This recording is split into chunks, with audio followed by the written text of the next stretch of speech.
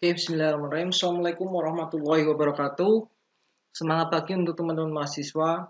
Pada pertemuan ketiga kali ini saya akan membahas kelanjutan terkait dengan tradisi teori komunikasi. Pertemuan kedua sudah saya bahas tradisi teori komunikasi, yaitu dari tradisi semiotika, fenomenologi, dan sibernetika. Untuk pertemuan tiga kali ini saya akan membahas terkait dengan tradisi sosiopsikologi, sosiokultural, kritis, dan retorika. Oke, yang pertama adalah tradisi sosiopsikologis. Tradisi ini memperhatikan pada persuasi dan perubahan sikap, yaitu pemrosesan pesan. Bagaimana seorang individu merencanakan sebuah strategi pesan, bagaimana penerima pesan memproses informasi pesan tersebut dan efek pesan pada seorang individu.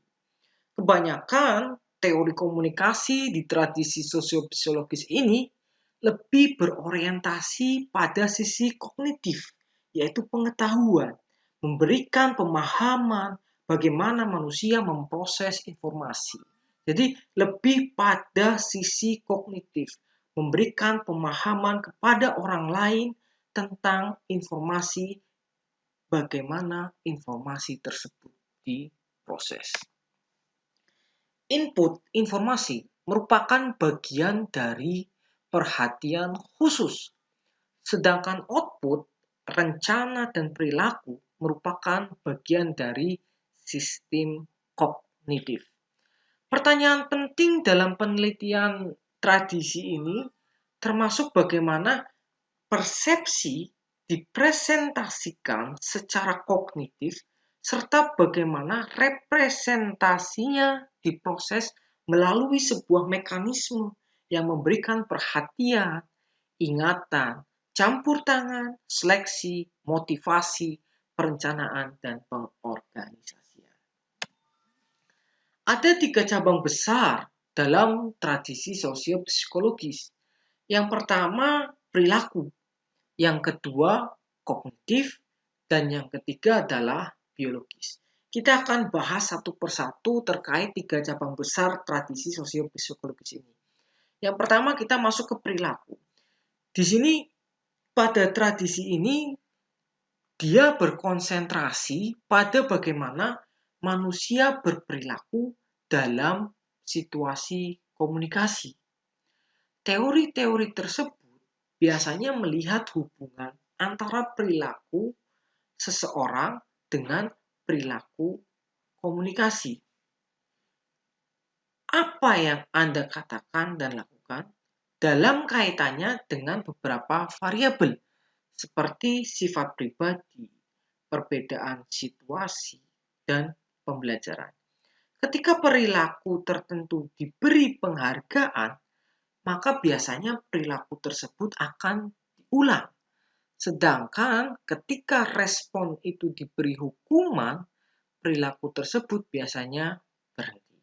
Pada saat teman-teman mahasiswa itu yang aktif dalam perkuliahan, saya kasih nilai A di akhir sesi perkuliahan, maka biasanya dia akan aktif pada perkuliahan berikutnya. Mahasiswa yang kurang aktif atau suka menyepelekan tugas, kalau dia dibiarkan pada perkuliahan berikutnya, pasti dia akan mengulangi perilaku tersebut karena dia menganggap ya sudah kemarin juga nggak masalah saya ngerjain tugas, nilainya masih tetap B, masih tetap A.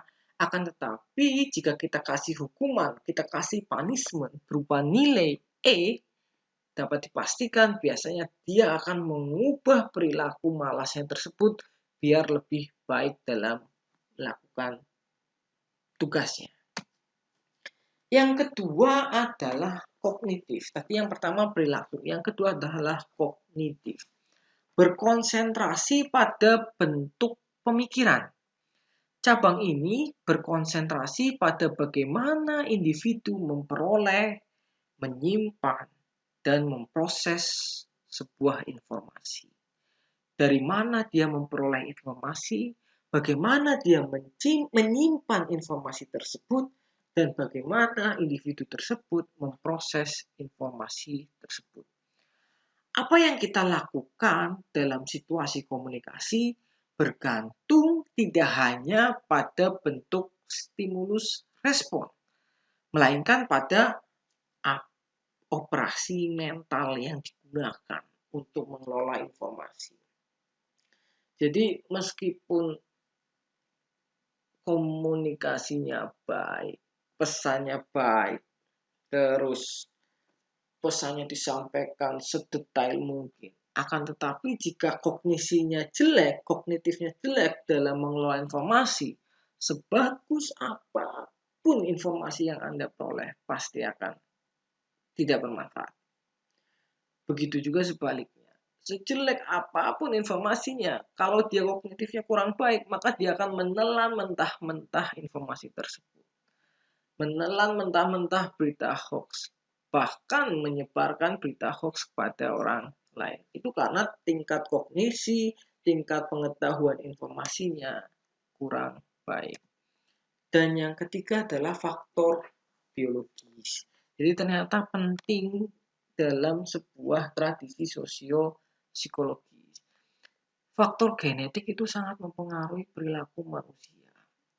Para ahli tersebut percaya bahwa banyak dari sifat dan cara berpikir dan perilaku individu diikat secara biologis dan didapat bukan hanya dari pembelajaran atau faktor situasi saja.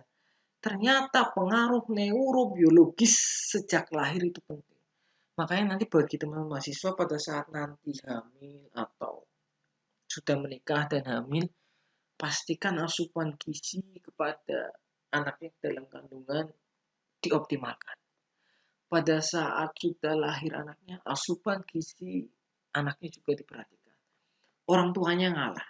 Karena ternyata dalam tradisi sosiopsikologis, biologis dalam hal ini kemampuan otak sangat dipengaruhi oleh keadaan ibunya, keadaan makanannya, keadaan lingkungan, dan lain sebagainya. Yang kedua adalah tradisi sosiokultural. Jika ada pertanyaan, siapakah saya?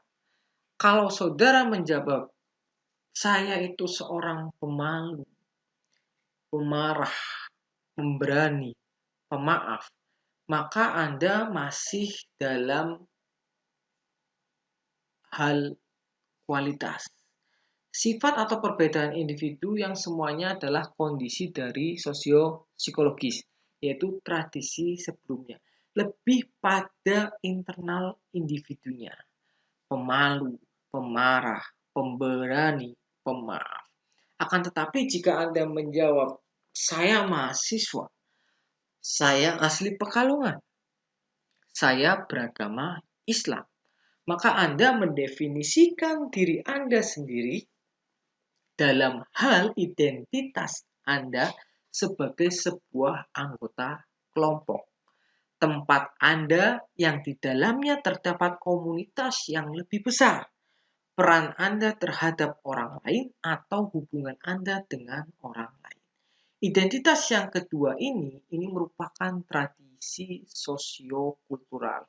Jadi perbedaannya jelas ya. Kalau sosiopsikologis lebih pada internal, kualitas diri.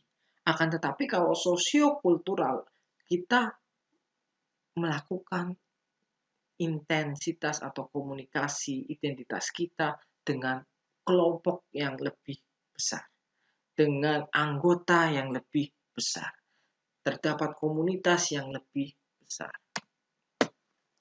Pendekatan sosiokultural terhadap teori komunikasi menunjukkan cara pemahaman kita terhadap makna, norma, peran, dan peraturan yang dijalankan secara interaktif dalam komunikasi. Teori-teori tersebut mengeksplorasi dunia interaksi yang dihuni oleh manusia, menjelaskan bahwa realitas bukanlah seperangkat susunan di luar kita, tetapi dibentuk melalui proses interaksi di dalam kelompok, komunitas, maupun budaya. Pada tradisi ini memfokuskan diri pada bentuk interaksi antara manusia daripada karakter individu. Jadi interaksi antar manusia ini lebih ditekankan dalam tradisi sosiokultural. Interaksi merupakan proses dan tempat makna, peran, peraturan, serta nilai budaya yang dijalankan. Para peneliti dalam tradisi sosiokultural lebih tertarik untuk mempelajari bagaimana masyarakat secara bersama-sama menciptakan realitas dari kelompok sosial, organisasi, dan budaya mereka. Contoh konkret, COVID. Dengan adanya COVID, budaya salam-salaman berubah. Yang awalnya kita salam-salaman bersentuhan tangan, sekarang budaya salam-salaman tidak menempel itu menjadi sesuatu hal yang wajar. Kita membuat realitas saat ini. Terus memakai masker, sekarang bukan hal yang aneh. Kalau dulu kita ketemu teman kita pakai masker, kok dia pakai masker? Tapi dalam keadaan saat ini mengubah realitas yang awalnya sesuatu hal yang aneh dalam masyarakat menjadi hal yang wajib dilakukan pada saat ini. Identitas dibangun melalui interaksi yang terjadi dalam berbagai kelompok sosial dan budaya. Identitas menjadi suatu bentuk penyatuan, fusion dari diri kita sendiri sebagai individu yang memiliki peran sosial dengan diri kita sebagai anggota masyarakat dan juga sebagai anggota budaya. Jadi gabungan diri kita sebagai seorang individu yang memiliki peran sosial dengan diri kita sebagai anggota masyarakat dan juga sebagai anggota budaya. Teori yang memiliki pengaruh dalam tradisi ini yang pertama adalah teori interaksi simbolik, yaitu struktur sosial dan makna diciptakan dan dipelihara dalam interaksi sosial. Jadi makna diciptakan dalam sebuah interaksi sosial. Salaman tidak perlu menempel berjabat tangan, itu kan akhir dari interaksi sosial. Itu adalah wujud dari interaksi sosial yang akhirnya muncul makna bahwa salaman tidak perlu berjabat tangan karena masih dalam pandemi. Yang kedua adalah teori konstruksi sosial. Pengetahuan manusia dibangun melalui interaksi sosial. Identitas suatu objek merupakan hasil dari bagaimana kita membicarakan objek yang bersangkutan. Bahasa yang digunakan untuk menuangkan konsep kita dan cara bagaimana kelompok sosial memberikan perhatiannya kepada pengalaman bersama mereka. Dan yang ketiga adalah teori sosiolinguistik. Manusia menggunakan bahasa yang berbeda dalam kelompok sosial dan budaya yang berbeda. Di sini bahasa itu tidak semata-mata dipandang sebagai kendaraan untuk menghubungkan para individu.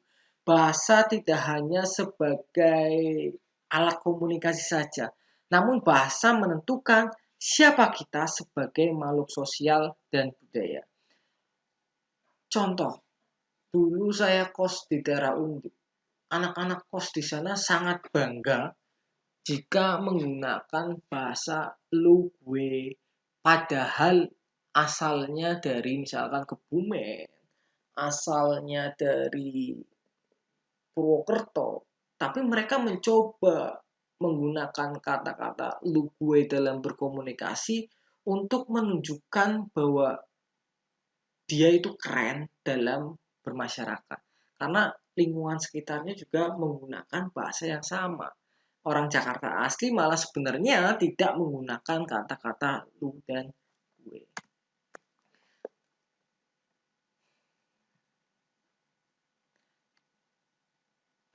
Yang berikutnya adalah tradisi kritis. Tradisi ini menunjukkan bahwa kekuasaan, penindasan, dan keistimewaan adalah produk dari bentuk komunikasi tertentu di masyarakat. Kekuasaan dan keistimewaan yang dimiliki suatu kelompok, serta penindasan yang dilakukan oleh kelompok tertentu terhadap kelompok lain merupakan produk dari bentuk komunikasi tertentu yang ada di masyarakat. Tradisi kritis berupaya untuk memahami sistem yang sudah baku yang diterima di masyarakat begitu saja, termasuk juga struktur kekuasaan dan kepercayaan atau ideologi uang mendominasi masyarakat. Namun, tradisi kritis memberikan perhatian utama pada kepentingan siapa yang lebih dilayani oleh struktur kekuasaan yang ada. Jadi, tradisi kritis memahami sistem yang sudah ada, tetapi tradisi kritis memberikan perhatian utama kepada kepentingan siapa yang lebih dilayani oleh struktur kekuasaan yang ada. Dalam hukum misalkan, hukum tidak boleh tajam ke bawah, tetapi tumpul ke atas. Kita semua masyarakat kaya miskin harusnya di mata hukum itu sama. Nah, tradisi kritis itu memandang seperti itu. Tradisi kritis menunjukkan ketertarikan untuk mengungkapkan adanya suatu bentuk penindasan sosial dan mengusulkan suatu pengaturan kekuasaan dalam upaya mendukung emansipasi dan mendukung terwujudnya masyarakat yang lebih bebas dan lebih terpenuhi kebutuhannya. Ada beberapa pemikiran dalam tradisi kritis. Yang pertama adalah Marxisme. Marxisme ini adalah hasil pemikiran dari Karl Marx. Dia menyatakan bahwa alat-alat produksi ekonomi di masyarakat menentukan sifat dan bentuk masyarakat bersangkutan. Dengan demikian, ekonomi menjadi dasar dari semua struktur sosial. Pada sistem ekonomi kapitalis, keuntungan mendorong produksi sehingga menindas para buruh dan kaum pekerja. Menurutnya, masyarakat ditindas oleh pemilik pabrik dan tanah, yaitu oleh kaum-kaum kapitalis. Mereka hanya dipakai tenaganya, tetapi tidak mendapatkan perlakuan yang layak. Contoh pada saat COVID ini misalkan, mereka kaum-kaum kapitalis dengan seenaknya saja mem-PHK misalkan orang yang kena OTG dan lain sebagainya. Mereka ditindas, mereka dianggap sebagai pekerja biasa, bukan sebagai sebuah keluarga yang harus dilindungi. Yang kedua adalah pandangan dari Frankfurt School. Jadi munculnya Nazi pada saat itu membuat akademisi Frankfurt berimigrasi ke Amerika. Mereka, para akademisi dari golongan Frankfurt School, tertarik dengan komunikasi massa dan media sebagai struktur penekanan dalam masyarakat kapitalis. Komunikasi mulai menjadi penting bagi teori kritis dan kajian komunikasi massa menjadi lebih penting. Jadi mereka menganggap melalui media massa para pemilik model bisa memberikan informasi, memberikan doktrin, memberikan persuasif kepada masyarakat. Jadi melalui media massa mereka bisa mengatur sesuai dengan keinginan para penguasa. Sedangkan pandangan yang ketiga adalah postmodernisme. Pandangan posmo atau sering dikatakan sebagai pandangan postmodernisme menolak jargon modernisme seperti memuja rasionalitas dan ilmu pengetahuan. Mereka tidak lagi mengagung-agungkan ilmu pengetahuan yang sudah ada. Mereka berpendapat bahwa ada keterbaruan pengetahuan saat ini. Mereka tidak lagi menggunakan pengetahuan-pengetahuan yang lama. Kita telah menjadi alat yang kita buat menurut McLuhan. Jadi pandangan posmo menganggap bahwa teknologi komunikasi saat ini yang kita buat itu harusnya itu menjadi sebuah alat yang memudahkan diri kita. Akan tetapi pada kenyataannya sebaliknya, kitalah yang menjadi alat bagi mereka. Contoh kasus, smartphone itu harusnya memudahkan diri kita. Tapi yang terjadi, kita dianggap sebagai alat oleh smartphone. Ada produk baru, kita pengen beli yang baru, kurang puas, dan lain sebagainya. Padahal harusnya smartphone itu adalah alat untuk memudahkan kita, bukan kita tergantung dengan alat tersebut. Yang ketiga, kita tidak dapat mengetahui mengenai sesuatu secara pasti. Bahkan fakta itu tidak ada. Yang ada hanyalah interpretasi yang kita buat atas fakta. Ini yang menjadi salah satu faktor hoax muncul di mana-mana. Jadi berita-berita saat ini benar salahnya itu dianggap sebuah fakta. Sebuah opini dari seseorang karena dia viral, karena dia masif, karena dia terus-menerus, maka berita opini dianggap sebagai sebuah berita kebenaran atau fakta. Ini yang terjadi pada saat ini. Yang keempat, gambaran menjadi lebih penting dari apa yang diwakilinya. Gambaran yang ditampilkan media massa bersifat hyperreality. Media tidak mendistorsi realitas, tetapi media itulah yang menjadi realitas. Apa yang ditampilkan oleh media, apa yang ditampilkan oleh televisi misalkan, oleh internet, itu adalah sebuah hyperrealitas. Skincare kelihatan putih sekali, itu adalah kan bentuk hyperrealitas. Kamera-kamera smartphone saat ini itu adalah bentuk hiperrealitas. Yang awalnya mukanya biasa saja, kita foto pakai kamera itu menjadi lebih cantik, lebih menarik. Dan media tidak mendistorsi realitas, tetapi media itulah yang menjadi realitas. Karena kita sering melihat realitas melalui media, maka apa yang ditampilkan oleh media seolah-olah itu adalah keadaan yang sebenarnya. Padahal belum tentu apa yang ditampilkan media itu keadaan sebenarnya, karena media mengandung hiperrealitas. Tidak munafik juga dalam hal ini, media kan dia sebuah bisnis yang menjual sesuatu kepada orang lain. Kalau tidak dibuat hiperrealita, ya maka jualannya nggak akan laku. Media elektronik, media smartphone, media internet itu sama saja. Itu adalah sebuah bisnis. Media adalah sebuah bisnis. Dan kita itu adalah penikmat dari media tersebut. Adanya media, kita bisa mencampur dan mencocokkan berbagai gaya dan selera untuk menciptakan suatu identitas yang unik. Posmo adalah masa kebangkitan individualisme daripada kehidupan bersama dalam kelompok. Saya yakin bagi teman-teman mahasiswa pun sama. Lebih nyaman sendirian di dalam kamar daripada harus berkumpul dengan temannya di luar rumah.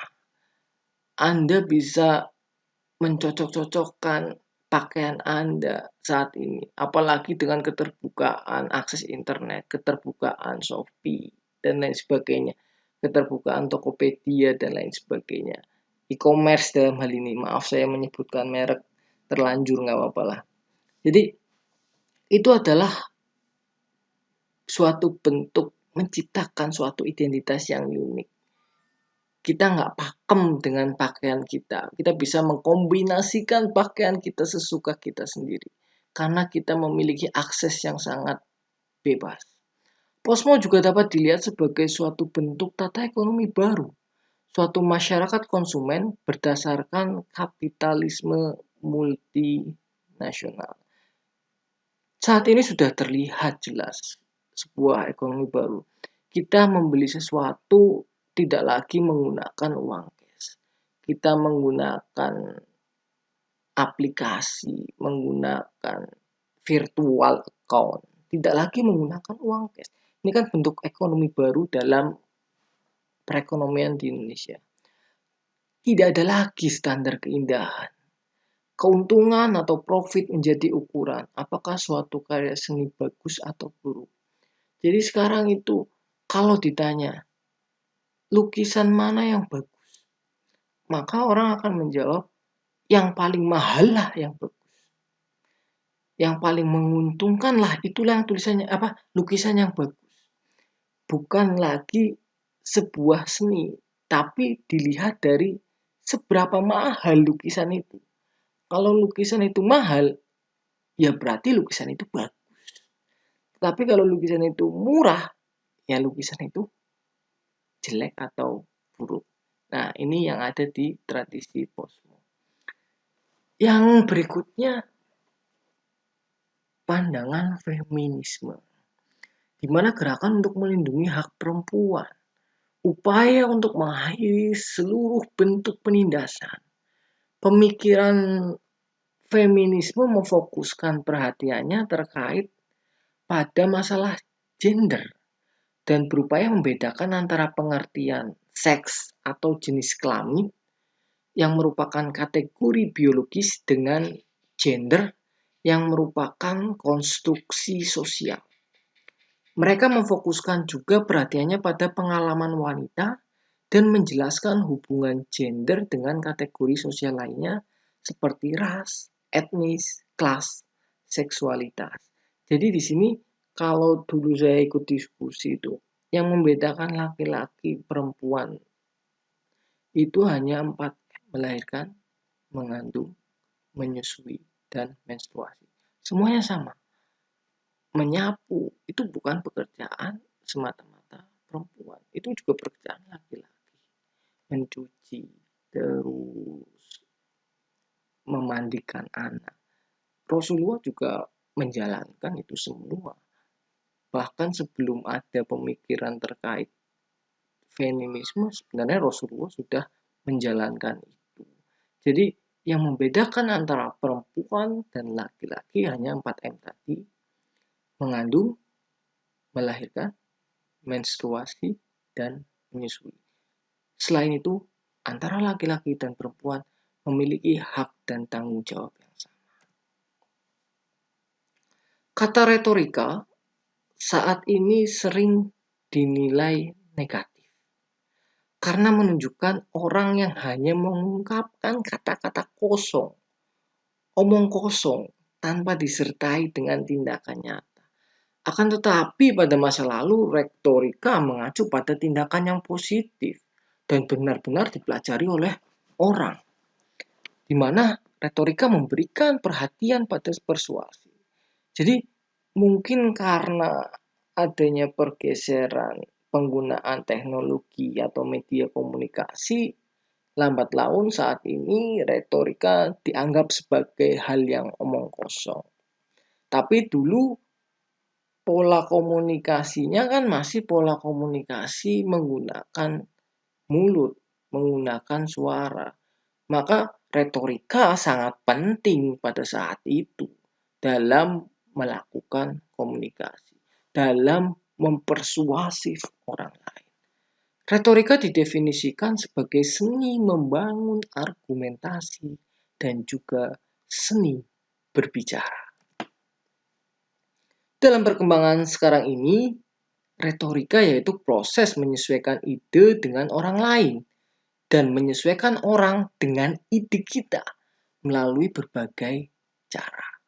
Lebih luas lagi, yaitu bagaimana manusia menggunakan simbol untuk mempengaruhi siapa saja yang ada di dekatnya dan membangun dunia di mana mereka tinggal. Jadi hanya melalui simbol-simbol saja, melalui berupa ucapan, lisan, tetapi bisa memberikan pengaruh pada orang lain. Kita tidak serta-merta kayak dulu harus melakukan orasi, melakukan berbicara secara menggelegar. Tetapi retorika pada saat ini yaitu menyesuaikan ide dengan orang lain dan menyesuaikan orang dengan ide kita. Dalam tradisi retorika terdapat 5 ajaran atau kanon. Yang pertama adalah penciptaan, yang kedua pengaturan, yang ketiga gaya, yang keempat penyampaian, dan yang kelima adalah ingatan. Penciptaan di sini adalah proses pemberian makna terhadap data melalui interpretasi. Jadi dalam proses retorika, apa itu namanya? Membuat konsep itu penting. Menciptakan konsep untuk mempersuasif orang lain itu penting. Baik melalui tulisan maupun melalui suara, bahkan melalui video.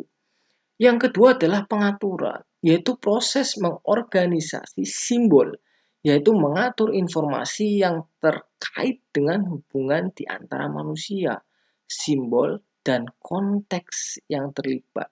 Kita menggunakan media apa? Kita mau mempersuasi siapa? Ini menjadi hal yang penting dalam proses pengaturan. Yang ketiga adalah gaya. Segala hal yang terkait dengan bagaimana cara menyampaikan atau presentasi simbol, mulai dari pemilihan sistem simbol hingga makna yang kita berikan terhadap simbol tersebut, termasuk perilaku simbolis, mulai dari kata, tindakan, pakaian yang dikenakan, hingga perabot yang digunakan. Pada saat kita kampanye misalkan, yang kita hadapi adalah kaum milenial, maka kita sebisa mungkin menggunakan kostum yang milenial biar terlihat santai, biar terlihat membersamai, biar terlihat menyatu dengan mereka. Akan tetapi jika audiens kita ulama, ahli agama, maka kostum yang kita gunakan dalam proses retorika, alangkah baiknya menggunakan kostum yang agamis, menyesuaikan dengan orang yang diajak bicara. Yang keempat adalah penyampaian. Perwujudan simbol ke dalam bentuk fisik yang mencakup berbagai pilihan, mulai non-verbal, bicara, tulisan, hingga pesan yang disampaikan. Dan yang terakhir dalam sebuah retorika itu ingatan. Ingatan tidak hanya mengacu pada ingatan sederhana terhadap suatu pidato atau ucapan, namun mengacu pada sumber ingatan budaya yang lebih luas, termasuk juga proses persepsi yang mempengaruhi bagaimana kita memperoleh dan mengolah informasi. Ingatan bisa berasal dari retorika yang jelek maupun dari retorika yang bagus. Maka berhati-hatilah dalam melakukan retorika. Konsep yang matang menjadi hal yang penting dalam melakukan retorika. Terima kasih dari saya. Kurang lebihnya mohon maaf. Kita lanjutkan diskusi kita kali ini di WA Group atau di forum e-learning.